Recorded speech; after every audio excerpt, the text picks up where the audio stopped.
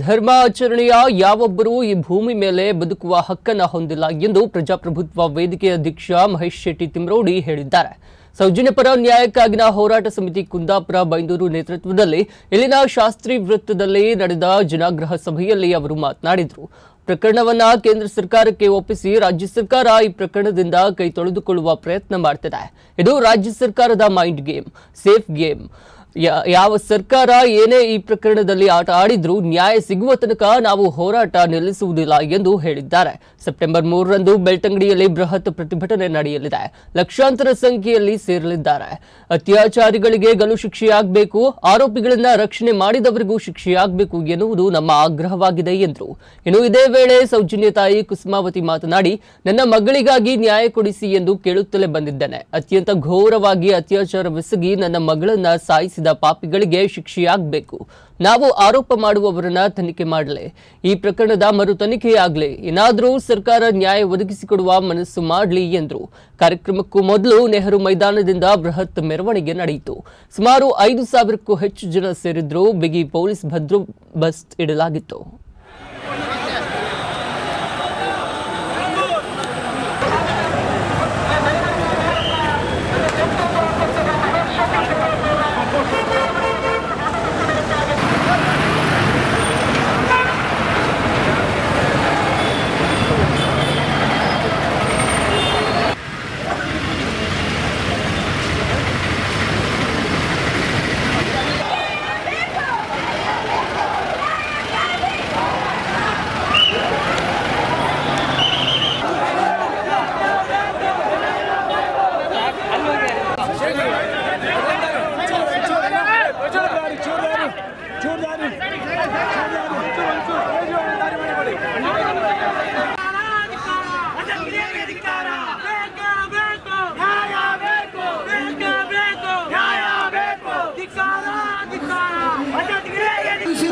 ಎಲ್ಲ ಸಜ್ಜನ ಬಂಧುಗಳು ಆಸೀನರಾಗಬೇಕು.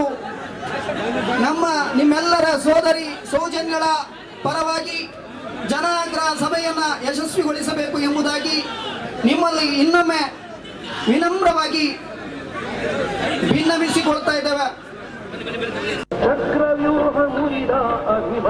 ಜೊತೆಯಲ್ಲಿ ಏನು ಮಾತೆಯರಲ್ಲಿ ಸೇರಿದ್ದೀರಾ, ನಿಮ್ಮನ್ನು ಇಲ್ಲಿನ ಅಮೃತೇಶ್ವರಿಯ ರೂಪದಲ್ಲಿ ನಾನು ಖಂಡಿತವಾಗಿಯೂ ಸ್ಮರಿಸುತ್ತ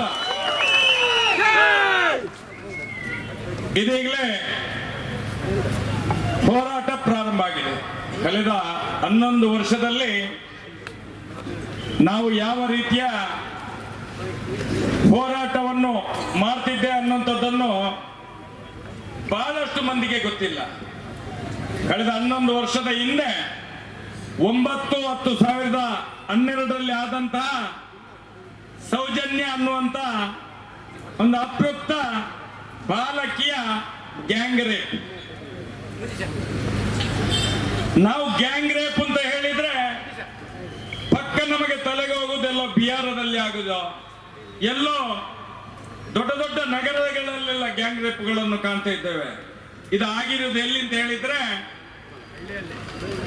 ನನಗೆ ನೋವು ಅಂತ ಹೇಳಿದ್ರೆ ಕುಂದಾಪುರ ಅಂತ ಹೇಳಿದ್ರೆ ಮಂಜುನಾಥ ಸ್ವಾಮಿ ಅಣ್ಣಪ್ಪ ದೇವರ ಇನ್ನೊಂದು ತಾಣ. ಇದು ನ್ಯಾಯ ಕೇಳಲಿಕ್ಕೆ ಬಂದಿದ್ದೇನೆ ಕುಂದಾಪುರದ. ಇಲ್ಲಿ ಎಲ್ಲ ಇದ್ದ ದೇವರುಗಳನ್ನು ಸ್ಮರಿಸುತ್ತಾ ನನ್ನ ಮಗಳ ನನ್ನ ಮಡಿಲಲ್ಲಿ ಮಲಗಿದ ಮಗುವಿನ ನೋವನ್ನು ನಾನು ನಿಮ್ಮೆಲ್ಲರ ಮುಂದೆ ನಾನು ಹೇಳಲಿಕ್ಕೆ ಇಲ್ಲಿಗೆ ಬಂದಿದ್ದೇನೆ. ನನ್ನ ಮಗಳ ಒಂದು ಅತ್ಯಾಚಾರ ಕೊಲೆ ಅಂದ್ರೆ ಅದು ಅತಿ ದೊಡ್ಡ ಘೋರ